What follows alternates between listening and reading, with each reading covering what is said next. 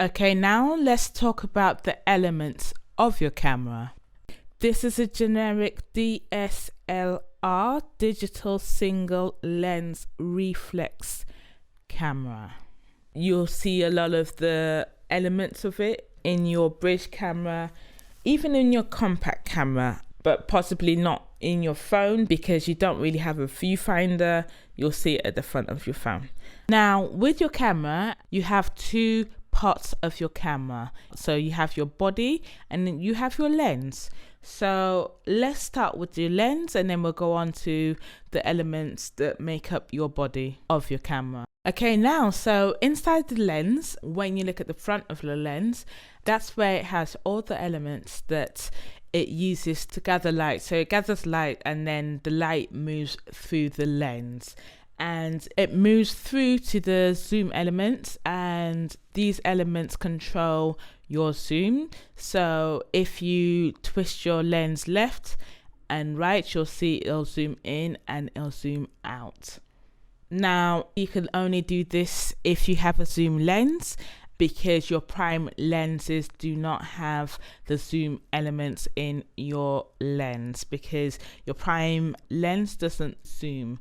But we'll cover that a little bit later on when we go into talking about your different lenses. But this makes your prime lens much shorter in size than your zoom lens because it doesn't have these elements within it.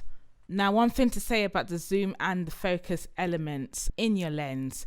We're going to go through the focus elements in a minute, but your rings might actually be swapped around. So don't panic if you are turning what you think is your zoom and it's not zooming in or out of your subject. It's actually focusing or unfocusing. This just means that your lens has it swapped around. Depending on what lens, it depends which one comes first. Now, how to tell the difference between the two rings? Now, the zoom ring is normally the larger ring on your lens, and the smaller ring is normally where your focusing elements are. So the bigger ring on your lens is where your zoom elements are situated. The smaller ring is where your focusing elements are in your lens. Next, going through the lens, we have your aperture. Now, your aperture we're going to talk about also a bit later on, but aperture is the hole in your lens that lets in light. So this is where we find the aperture or the hole in your lens.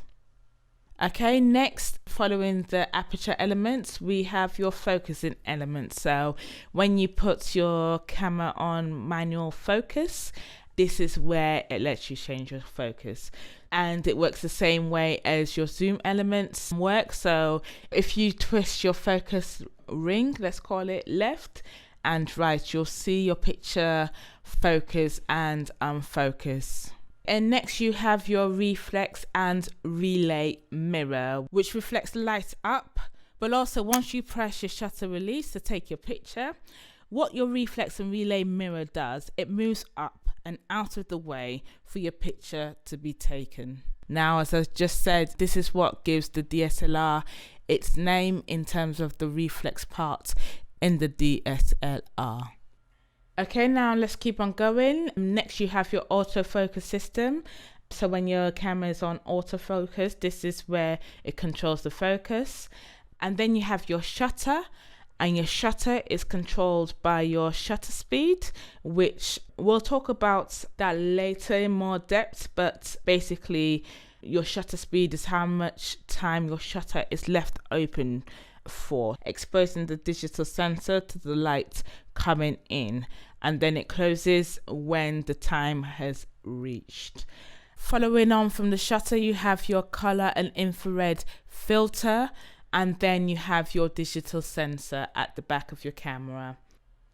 Now, at the very back of your camera, obviously you have your LCD, but then when you go up, you also have your viewfinder, which is your eyepiece lens. Your viewfinder lets us see exactly what picture we are taking, but it does this by just before the viewfinder is your pentaprism, which reflects the light onto the viewfinder so we can see. Now, I'm going to say again, this is typically how the DSLR is made up. You'll see a lot of these elements in your bridge cameras as well. Okay, next, on the top of your camera or at the back of your camera, you will have all your settings for your aperture, your ISO, your white balance. Your white balance is a WB, ISO is ISO. Your shutter speed, you'll see a dial on the top of your camera. Now, if you twist this left or right, that adjusts your shutter speed. And some cameras have another dial, and that dial is solely for your aperture. So again, if you twist it left or right, it controls your aperture. If you don't have this, don't worry. At the back of your camera, you'll see a plus and a minus button. If you hold that and then press your shutter speed dial, this now controls your aperture. So this is how you change your aperture and your shutter speed. Your ISO, if you just push the button, you'll see selections to change your ISO. Your white balance, as I just said, is represented by a WB button. Now, if you don't have some of these on the top or on the back of your camera, you'll have to just go into your menus, and then you should see it in your menu.